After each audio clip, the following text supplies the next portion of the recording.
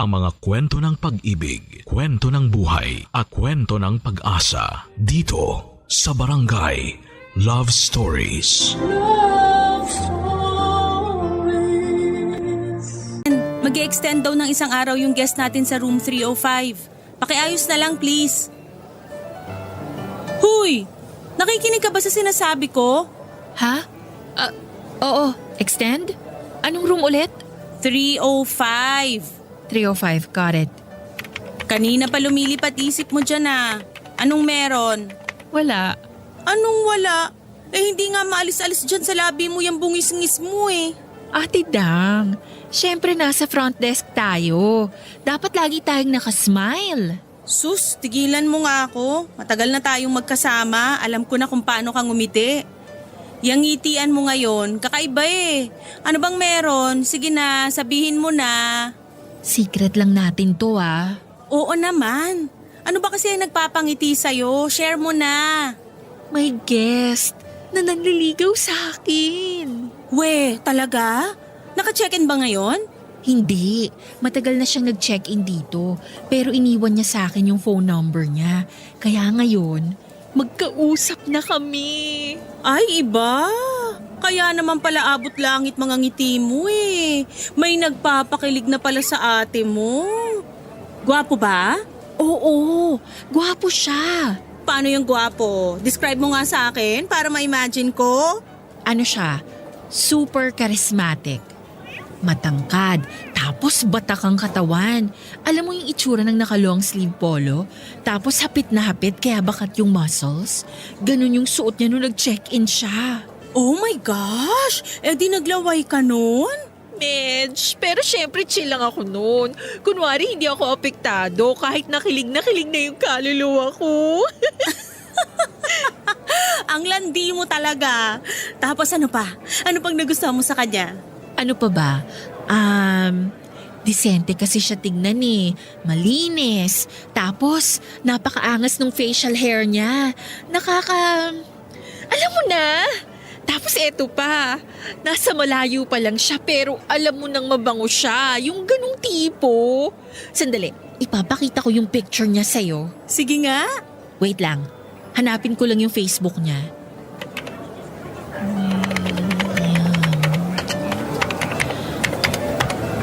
Oh, eto. Kaso hindi na updated yung picture niya eh. Parang 2 years ago pa yata yung profile niya. Hindi na kasi siya active sa Facebook. Patingin nga. Ay, hala, pogi nga. Naka-jackpot ka, girl. Kaya nga eh. Pero ba't di mo pa sinasagot hanggang ngayon? Getting to know stage pa lang naman kasi kami. Tsaka may hinihintay akong sign mula sa kanya. Sign? Anong sign naman yan? Horoscope, ganon. Hindi. Basta, sign mula sa universe. Ano ngang sign yung sinasabi mo? Basta, akin na lang yun. Kapag sinabi ko, baka ma-jinx pa. Kung ako sa'yo, sasagutin ko na kaagad yan. Mahirap na kapag naagaw pa yan ng iba. Tandaan mo, kapag ganyan kagwapong lalaki, hindi lang isang babae ang pinopormahan yan. Grabe ka naman. Mapapa-overthink ako niyan sa sinabi mo eh. Totoo naman kasi, yung mga ganyang lalaki, the more options, the more chances of winning. Basta. Kung may makauna, edi may makauna. Ibig lang sabihin nun, hindi kami para sa isa't isa. At least, makakaligtas ako sa heartbreak, di ba? Pero kapag kami talaga, makakapag-antayan. Basta kapag natanggap ko na yung sign, sasagutin ko naman siya agad-agad eh. Naku, good luck. Oh, yung extension sa room 305 ha, wag mong kalimutan. Heto na, inaayos ko na. Papadudot ang sign na hinihintay ko kay William ay kapag ipinakilala na niya ako sa mga magulang niya. Kapag nangyari yon, papadudot ay sasagutin ko na siya at halos 1 buwan bago naganap ang inaasahan kong meet up namin ang kanyang mga magulang. Hindi ko sinabi sa kanya na gusto kong makilala ang parents niya. Siya mismo ang kusang nagpakilala sa akin. Papunta na kami noon sa date namin noong biglang nag-iba ang ruta nito. Nagtaka ko kung saan kami pupunta pero may surprise daw siyang inihanda para sa akin. Nagulat ako noong dinala ako ni William sa sementeryo. Saka ako na lang nalaman na doon pala nakalibing ang pareho nitong magulang. Halos magkasunod lang na namatay ang nanay at ang tatay ni William. Aksidente ang kinamatay ng tatay niya samantalang isang malubhang sakit naman ang kumitil sa buhay ng kanyang ina. Sobrang na-touch ako sa ginawang yon ni William, Papa Dudut. Hindi man niya ako formal na naipakilala sa kanyang mga magulang. Para sa akin ay malaking bagay na yon. Doon mismo sa libingan ng kanyang tatay at nanay ay sinagot ko si William. Nangako ako sa kanila na aalagaan at mamahalin ko ang anak nila, Papa Dudut. Tumagal ng 5 buwan ang relasyon namin ni William bago ko nalaman ang isang mapait na katotohanan. Ang boyfriend ko ay isa na palang pamilyadong tao.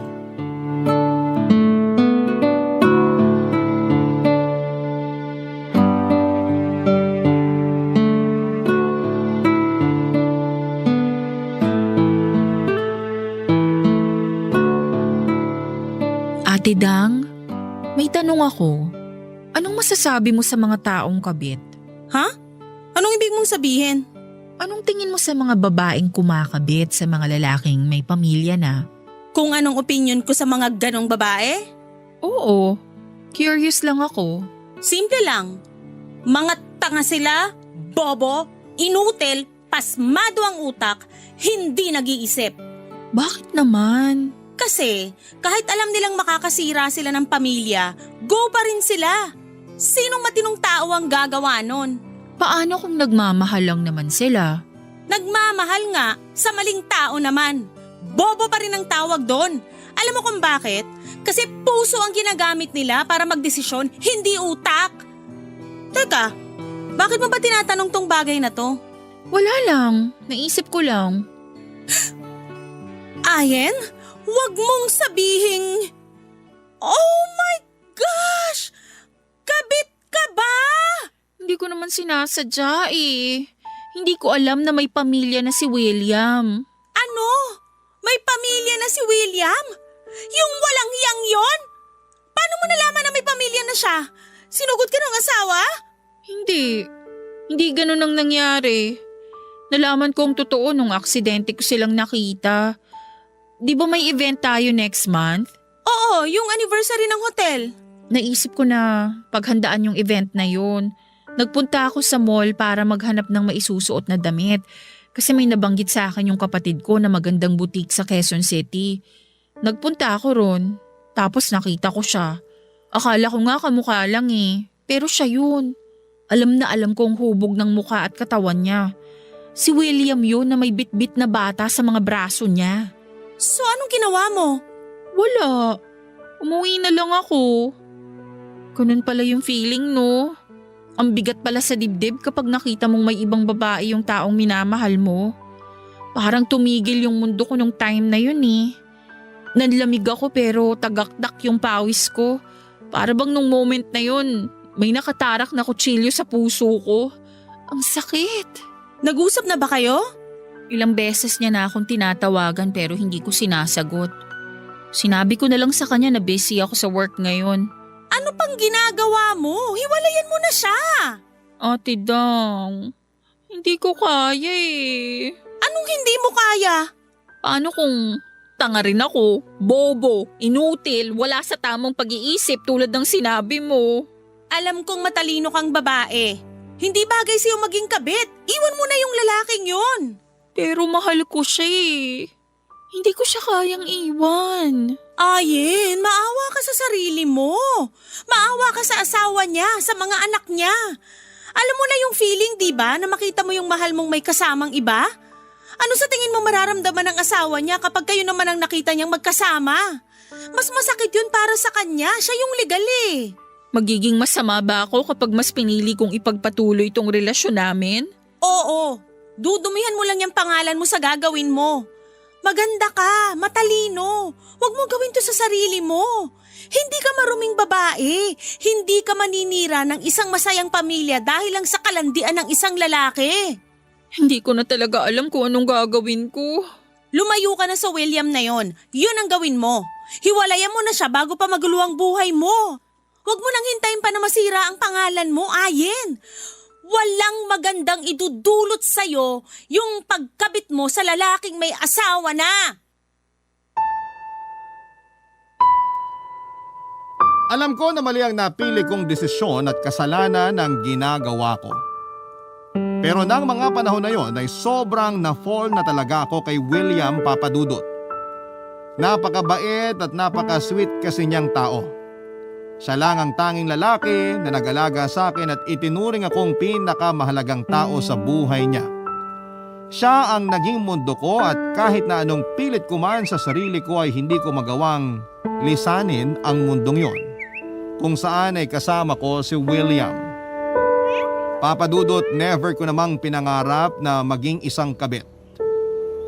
Pero hindi ko inaasahan na magiging ganong klase pala ako na babae.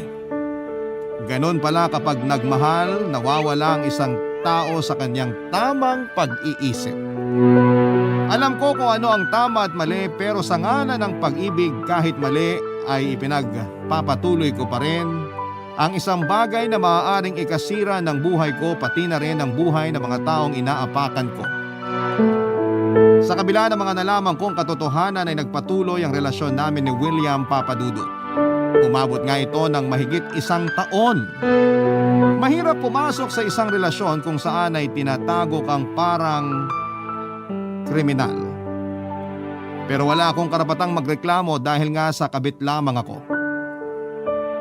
Ang mahigit 1 taon na pagsasama namin ni William ay hindi na ulit nasundan pa matapos umalingasaw ang bahong tinatago namin.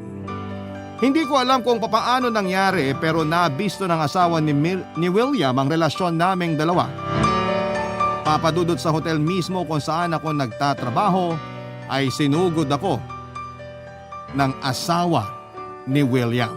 Barangay Love Stories. Barangay Love Stories. Papadudot na saktuhang holiday noon at sunod-sunod ang pagdating ng mga guest namin sa hotel. Nang biglang dumating ang asawa ni William, bago pa man ako makapagsalita ay bigla na lamang nag-skandalo ang babae. Sinubukan ko siyang kalmahin at inaya sa labas para doon kami makapag-usap pero hindi niya ako pinakinggan. Sa halip ay kinaladkad niya ako.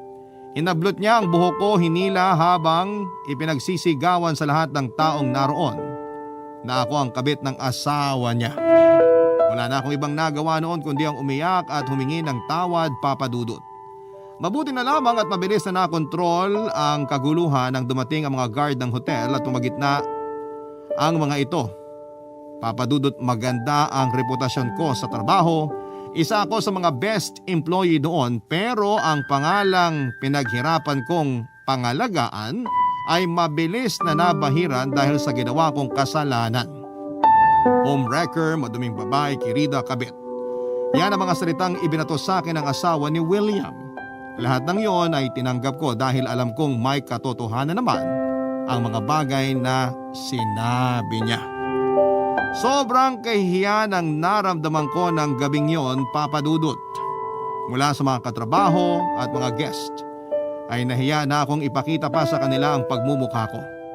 Pero kahit na ganoon ay kailangan ko pa rin magtrabaho kaya kinaumagahan ay kinapalang ko na ang mukha ko at pumasok pa rin ako kahit na ako ang usap-usapan sa buong hotel, Papadudot.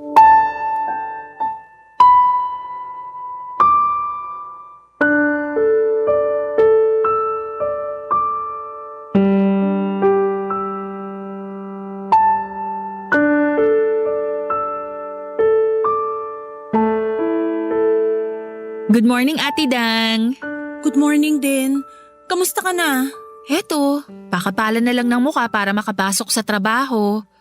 Alam kong ako ang bida ngayon sa mga chismis. Pasalamat ka na pakiusapan ng management yung mga guest na wag ilabas yung mga nakunan nilang video at picture nung nag-eskandalo yung asawa ni William dito. Hotel mismo ang nagbigay ng complimentary services para lang tumahimik sila. Talaga? Nakakatuwa naman. Yan talagang iniisip ko kagabi pa eh. Natatakot ako na baka bigla akong mag-viral. Sinabi ko naman kasi sa'yo na iwasan mo na yung William na yun. Tingnan mo yung nangyari. Alam ko. Kasalanan ko lahat.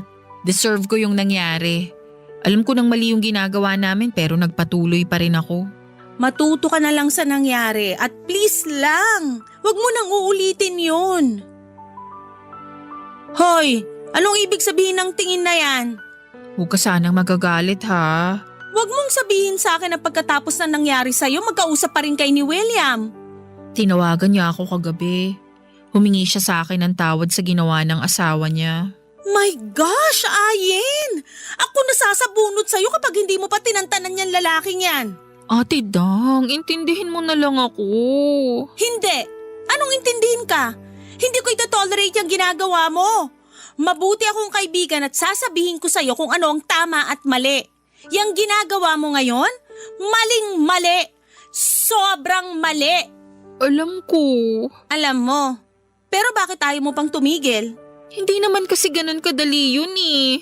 Hindi ko naman mapakiusapan tong puso ko na tumigil na lang basta sa pagmamahal. Eh di wag mong kausapin yung puso mo. Utusan mo.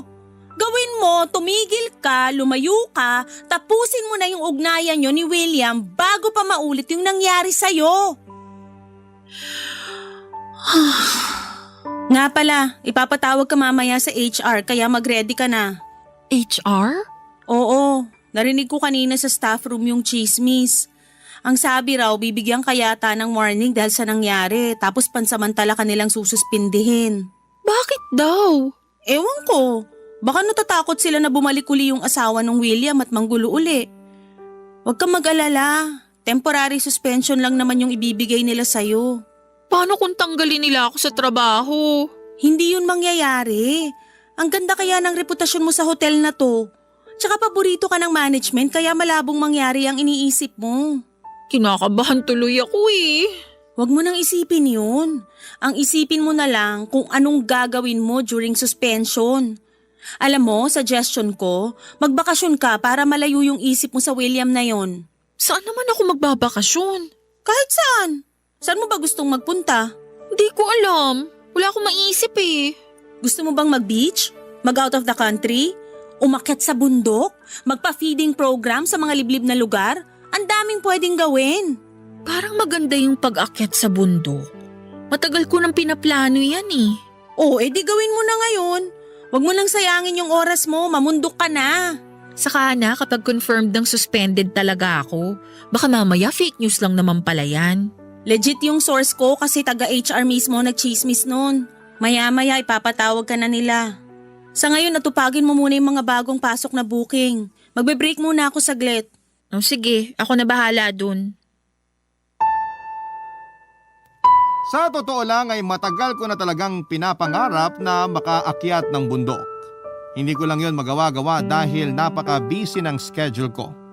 Wala akong oras na gumala o di kaya'y mamasyal sa ibang lugar. Pero noong nasuspend ako pansamantala ay nagkaroon ako ng oras para ituloy ang mga planong matagal ko nang gustong gawin. Nag-search ako sa internet kung ano ang mga bundok na magandang akyatin bilang first timer. Pinakauna sa listahan ay ang Mount Ulab sa Benguet.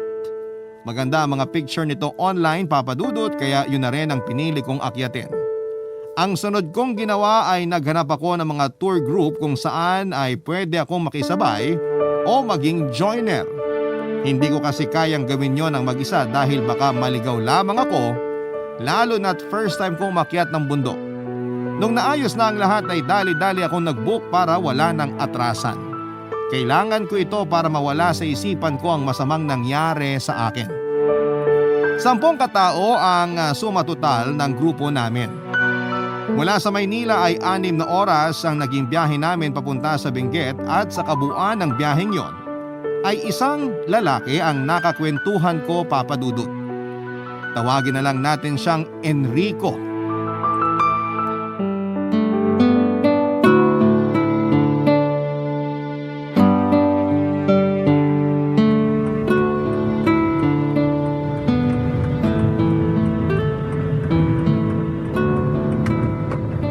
Miss, candy gusto mo?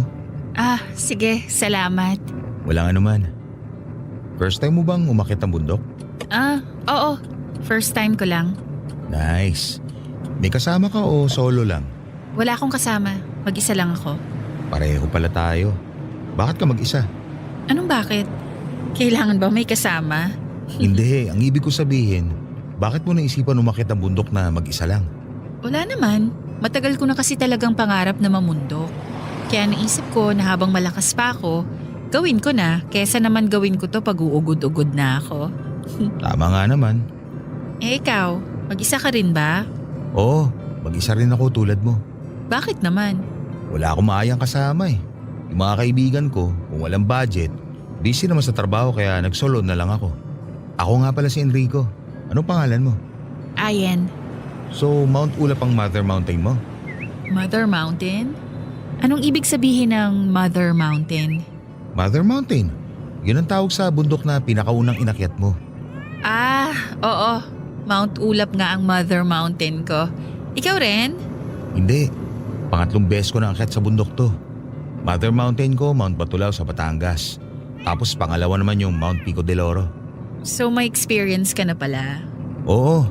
Naaya lang ako ng mga katrabaho ko noon. Tapos ayun, nagustuhan ko na yung feeling. Kaso matagal-tagal na rin nung huli kong akyat. Kung tutusin, parang first time ko na nga ulit umakyat ngayon. Bakit naman Mount Ulap naisip mong akyatin? Nabuyo ako ng mga kaibigan ko. Maganda raw kasi kaya excited nga ako eh. Ikaw, bakit Mount Ulap? Yun yung una kong nakita na beginner friendly eh. Nung pag-search ko sa internet, yun ang unang lumalabas. So yun ang pinili ko. Sa tingin mo, kakayanin ko kaya yung bundok na yun? Oo naman. Isa talaga yun sa mga bundok na laging inuuna ng mga baguhan. Hindi naman daw siya ganun ka-challenging based sa mga narinig ko. Nakita ko nga yung pictures sa internet. Ang ganda ng lugar na yon. Lahat naman ng bundok maganda eh. Pero alam mo kung ano mas nagpapaganda sa mga bundok? Yung pag-akyat mo doon, yung pagod, yung hingal, yung pawis, yung experience. Mas nagiging makabuluhan yung pag-akyat mo dahil sa mga bagay na yon. Kaya nagiging worth it yung summit kasi kailangan mong paghirapan yun bago ka makarating doon. Sobrang fulfilling. Sana nga kayanin ko. Kaya mo yan. Hayaan mo, sasabayan kita sa pag-akyat. Talaga? Naku, salamat. No worries. Tagasan ka pala? Sa Taguig ako nakatira ngayon. Doon kasi ako nagtatrabaho. Ikaw ba saan? Sa Cavite ako. Doon din work mo? Oo, sa medical field ako pero hindi ako doktor o nurse. Eh ano? Medtech? Hindi, Vet? Dentist? Therapist? wala sa nabanggit. Magugulat ka kapag nalaman mo kung anong trabaho ko. Sirit na. Ano bang trabaho mo? Tech specialist. Ha? Paano naging medical yung tech specialist? Sa ospital kasi ako nagtatrabaho. Basta tungkol sa mga computer, passwords o kung ano man, ako namamahala doon. Ah, okay. Gets ko na. Ikaw, ano naman ang trabaho mo? Sa hotel ako, front desk. So marunong ka mag-English. Kasi usually mga guest sa hotel foreigner, di ba? Oo, parte yun ng trabaho namin. Sample nga. Hala, wag, nakakahiya. Sige na, gusto ko marinig accent mo eh. Tigilan mo nga ako. Madaldal si Enrico Papadudut.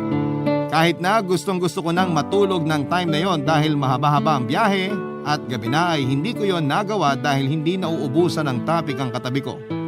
Ayaw ko rin na maging bastos kaya pinilit ko pa rin ang sarili ko na sagutin ang mga katanungan nito kahit na papikit na ang mga mata ko.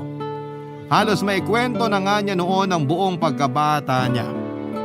Mabuti na lamang at nakarating din kami kaagad sa Itogon, Benguet. Dahil kung hindi ay love life na nito ang susunod niyang ikakwento. Papadudot sobrang lamig pala sa Benguet. Akala ko noon ay kakayanin ko ang lamig doon. Kaya hindi ako nagdala ng jacket pero pagbaba ko ng sasakyan ay para akong pumasok sa malaking refrigerator. Pagkarating namin sa jump-off place ay saglit kaming kumain ng light breakfast bago kami nagkaroon ng mabilisang seminar para sa mga dapat at hindi dapat gawin habang nasa tuktok kami ng bundok. Ipinaliwanag din sa amin ang 3 summit ng naturang bundok na madadaanan namin.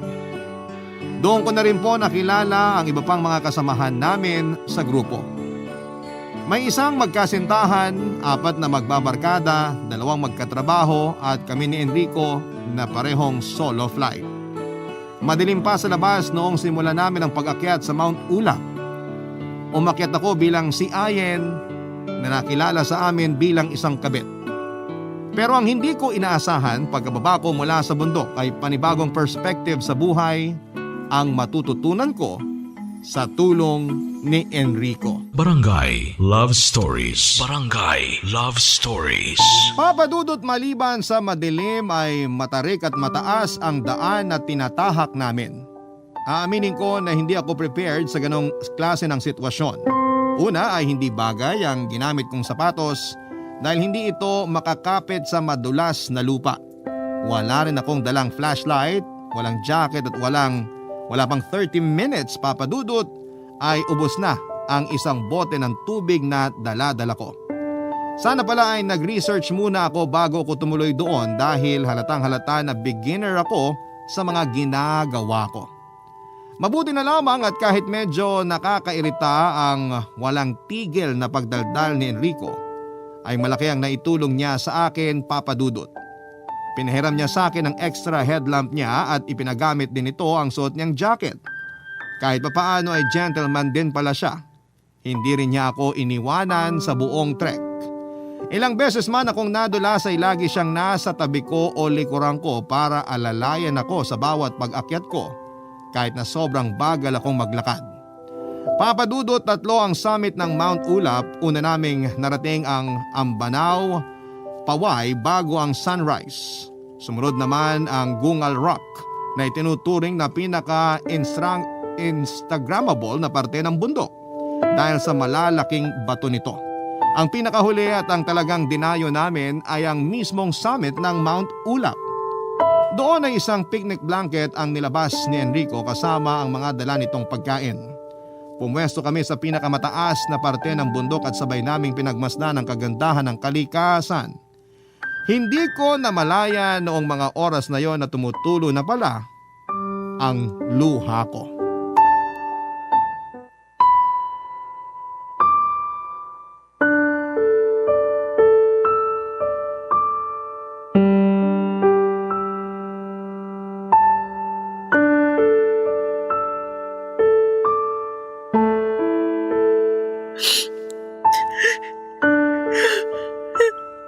Uy, ba't ka umiiyak?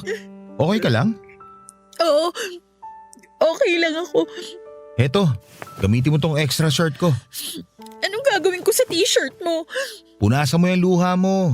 Wala akong dalang tissue eh. Ibibigay ko sana tong panyo ko kaso amoy maasim na dahil sa pawis. Okay lang. Gagamitin ko na lang tong akin. Baka mamaya wala ka ng pamalit kapag pinamunas ko yung t-shirt mo. Hulaan ko, ba't ka nagiging emosyonal ngayon? Siguro napaluha ka dahil sa ganda ng view, no? Ako rin naman. Mapapayak din talaga ako kapag nakakita ako ng ganito kagandang view. Kaso mahirap akong paiyakin eh. Ano, tama ba ako? Naiyak ka nga dahil sa view? Oo, maganda nga yung view. Pero tama ba ako sa hula ko na yung view yung iniiyakan mo ngayon? Hindi, may naalala lang ako. Ano naman yung naaalala mo? O sino? Sinong naalala mo? Total, hindi naman tayo totally magkakilala. Pwede naman siguro ako mag-open sa'yo, no? Oo naman. Sige, makikinig ako.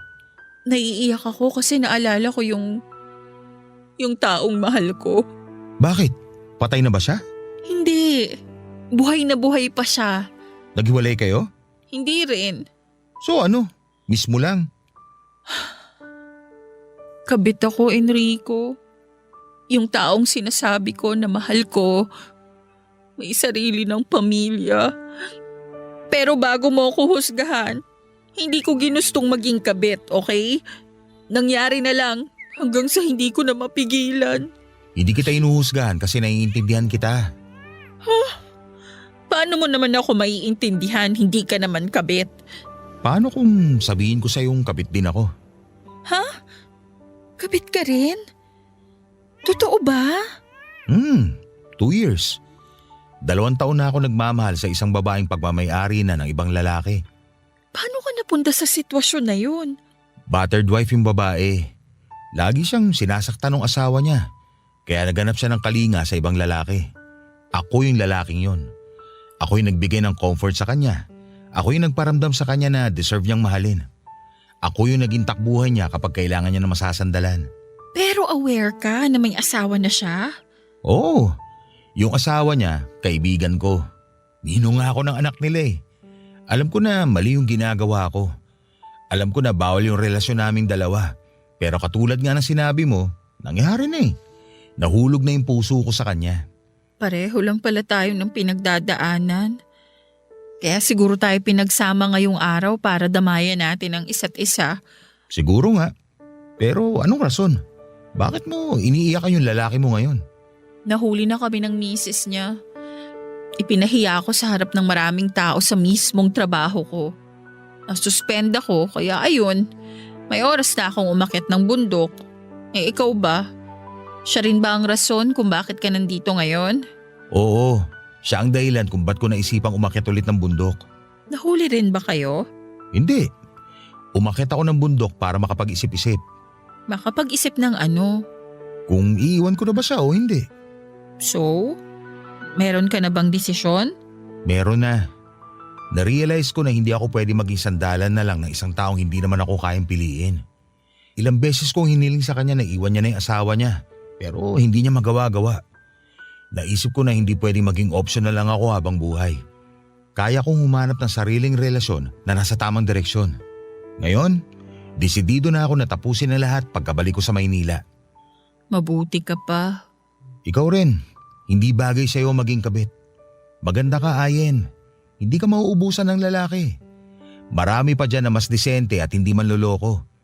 Sa tingin ko, hindi yung mahal mo ang iniiyakan mo ngayon eh. Naiiyak ka para sa sarili mo. Naiiyak ka kasi katulad ko, sobrang baba ng tingin natin sa sarili natin kasi kabit lang tayo. Pero pwede pa naman tayong bumangon eh. Nasa atin na lang kung mananatili tayong kabit at kung mananatili tayong mababa na lang. Tama ang mga sinabi ni Enrico Papadudut. Katulad niya ay hindi ko rin deserve ang maging isang kabit. Ewan ko kung bakit ko nagawa sa sarili ko yon. Kung tutuusin ay maganda ang credentials ko. May nag-aantay na future para sa akin sa hotel industry, kaso nga lang ay ako mismo ang sumira nito dahil lamang sa maling pag-ibig. Pero wala na akong magagawa pa, Papadudut. Nabahira na ng negativity ang buong pagkatao ko. Kaya ang tanging paraan na lamang para maibalik ito sa dati ay ang mag-move forward at tumingin ng kapatawaran sa mga taong naagrabyado ko. Doon mismo sa tuktok ng bundok sa harapan ng napakagandang kalikasan at sa ilalim ng bughaw na kalangitan, ay pinangako ko sa sarili kong aayusin ko ang buhay ko. Babalik ako sa Maynila at magpupursiging muli ako. Tatapusin ko na ang relasyon namin ni William at iiwan ko na lang ang mga nangyari sa nakaraan. Pagkababa namin ng bundok ay nag-stop over kami sa Baguio. Doon ay sabay kaming namasyal ni Enrico sa Burnham Park. Marami pa kaming napag-usapan tungkol sa mga naging relasyon namin. Pagkatapos nito ay bumalik kami sa Maynila at saka nagpaalam sa isa't isa. Hindi na kami muling nagkita pa pagkatapos noon. Hanggang sa lumipas ang halos isang taon ay muli kaming pinagtagpo ni Enrico ng tadhana.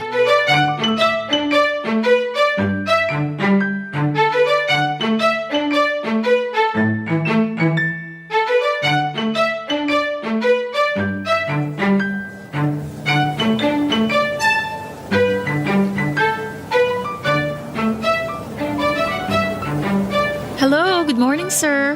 For check-in po? Yes, please. Reservation for Enrico. Enrico? Oo, tama, Enrico. Hindi, I mean Enrico. Ikaw ba yan?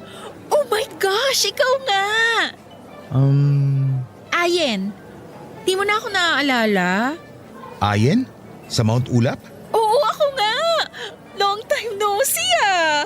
Ikaw na ba yan? Sorry, hindi kita nakilala kaagad. Nagbago na itsura mo eh.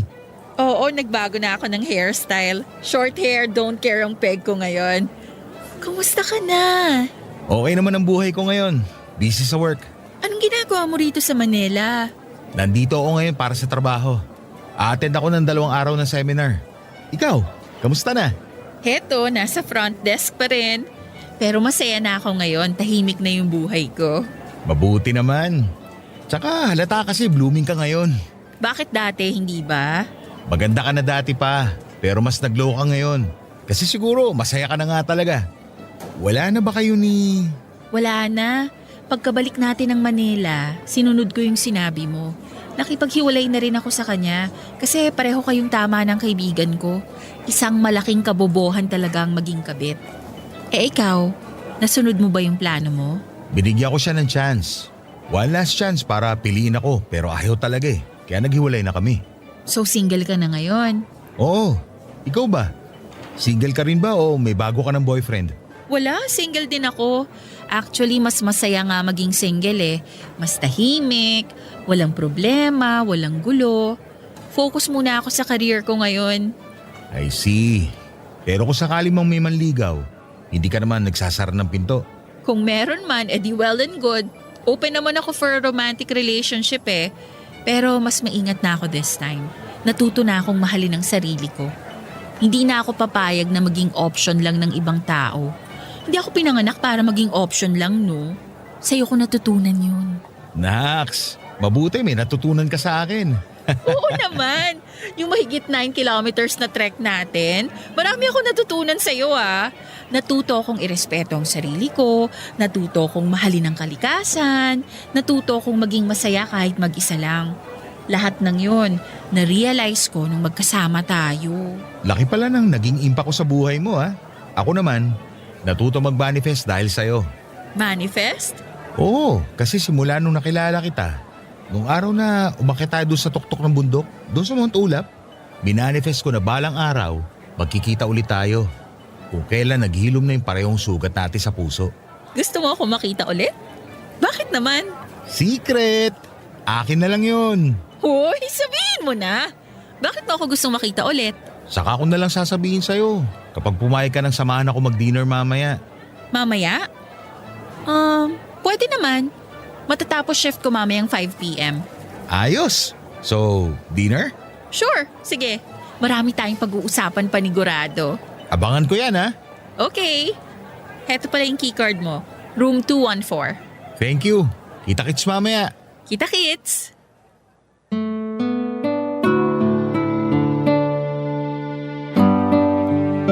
Pagkatapos ng pagkikita namin yon ni Enrico ay nagpalitan kami ng contact number. Isang araw bago siya bumalik sa Cavite ay namasyal kaming dalawa at kumain pa sa labas. Nagpatuloy ang koneksyon namin hanggang sa sinubukan akong ligawan ni Enrico Papadudut. 3 buwan kaming nag-date para masigurado na wala nang sabit ang lalaking sunod kong iibigin. Habang nasa dating stage ay naisipan pa nga naming umakyat muli ng bundok, and that time ay ang Mount Pulag naman ang napagdesisyonan naming akyatin. Mas mahirap akyatin ang Mount Pulag kesa sa Mount Ulap. 3x3 ang hirap nito. Kaya naman para maging worth it ang pag-akyat namin ni Enrico, pagkarating namin sa summit ay doon ko siya sinagot mismo. Ngayon, Papadudut, ay nananatiling matatag ang relasyon namin. Isang relasyon kung saan ay hindi namin kailangang itago ang isa't isa. Isang relasyon na wala kaming tinatapakang tao at nasisirang pamilya. Papadudot, mahigit 9 na kilometro ang inakyat namin noon sa Mount Ulap ni Enrico at sa buong paglalakbay namin ay pareho naming nakilala ang mga sarili namin. Dahil sa isa't isa ay namulat kami sa mga bagay-bagay. Ngayon ay masaya na kami sa piling ng bawat isa at ang kasalanan namin sa nakaraan ay patuloy naming tinatabunan ng mga magagandang bagay. Maraming salamat po sa pag-share ng aking kwento, Papadudut, at sa programa ninyong Barangay Love Stories. Sana po ay nagustuhan ninyo ang love story namin ni Enrico at mabuhay ang Barangay LS 97.1. Ang inyong forever kapuso at ka-barangay, Ayen. Nagustuhan ng iyong napakinggan? Ituloy yan via live stream sa www.gmanetwork.com/radio. Barangay LS 97.1